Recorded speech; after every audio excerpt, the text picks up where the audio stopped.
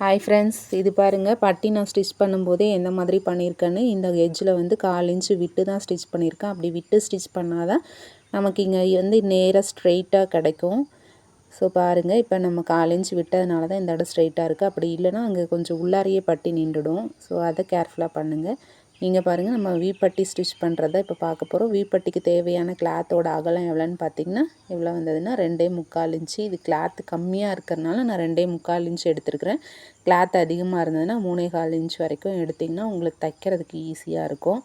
So இப்போ 2.25 inch அகலமும் length உங்களுக்கு ப்ளவுஸுக்கு எந்த அளவுக்கு தேவையாக இருக்கோ அந்த அளவுக்கு எடுத்துக்கோங்க. இப்போ பாருங்க, வீப்பட்டிக்கு வந்து இந்த மாதிரி உள்பக்கம் வச்சு தான் நம்ம தையல் அடிக்கணும். அதுக்கப்புறம் வெளிப்பக்கம் திருப்பிட்டு நம்ம இந்த கார்னரை வந்து மடித்து அடிச்சுக்கலாம். நம்ம 3.25 இன்ச்சு வச்சுருந்தோம்னா இந்த இடத்துல தையல் போட தேவையில்ல. டபுள் ஃபோல்டிங் பண்ணி அப்படியே வீப்பட்டியை ஸ்டிச் பண்ணிட்டு வந்துருக்கலாம். ஆனால் இங்கே வந்து நமக்கு கிளாத்து கம்மியாக இருக்கிறனால 2.25 இன்ச் மட்டும் வச்சதுனால நம்ம இந்த இடத்துல ஒரு 1/2 இன்ச்சோ 1/4 இன்ச்சோ பிசிறு தெரியாமல் இருக்கிறதுக்கு இப்படி தான் அடிச்சாகணும். ஸோ அடிச்சிடுங்க.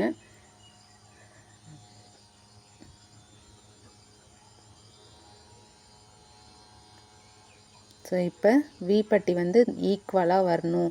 நம்ம ஒவ்வொரு வீப்பட்டிக்கும் அந்த கொக்கி மாட்டுற பீஸுக்கும் இடையில் வந்து கேப் வந்து ஈக்குவலாக இருக்கணும்னா டேப் வச்சு இந்த மாதிரி கடைசி வரைக்கும் மெஷர் பண்ணி பாருங்கள். நமக்கு வந்து ஒரு 6 இன்ச்சு 6.5க்கு வந்து ஒரு 1/4 நல்லா ஸ்ட்ரெயிட்டாக வச்சு பாருங்கள். 6 இன்ச்சு 6.5 இன்ச்சுக்கு வந்து ஒரு பாயிண்ட் கம்மியாக வருது. ஸோ அதை எப்படி நம்ம டிவைட் பண்ணால் 6 இன்ச்சு 6.5 இன்ச்சுக்கு ஒரு பாயிண்ட் கம்மியாக இருக்கா, டேப்பை அந்த இடத்துல வச்சு ஃபோல்டு பண்ணிங்கன்னா இப்போ 3.25 இன்ச்சு வருது. அந்த 3.25ல் பாதி எவ்வளோன்னு பார்த்தீங்கன்னா 1.25 இன்ச்சு வரும். 1.25க்கு ஒரு பாயிண்ட் கம்மியாக 1.5 இன்ச்சுக்கு ஒரு பாயிண்ட் அதிகமாக வருது.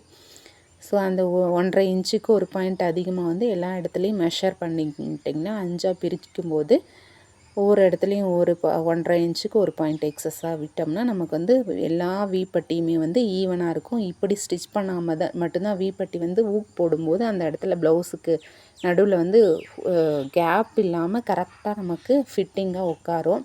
ஸோ அதுக்காக தான் இந்த மாதிரி கரெக்டாக ஈவனாக ஈக்குவலாக மார்க் பண்ணிவிட்டு ஸ்டிச் பண்ணுறது. கொஞ்சம் லேட் ஆனாலும் பொறுமையாக பண்ணிங்கன்னா உங்களுக்கு ஃபினிஷிங் வந்து கரெக்டாக கிடைக்கும். இது ஸ்டிச் பண்ணி பாருங்கள்.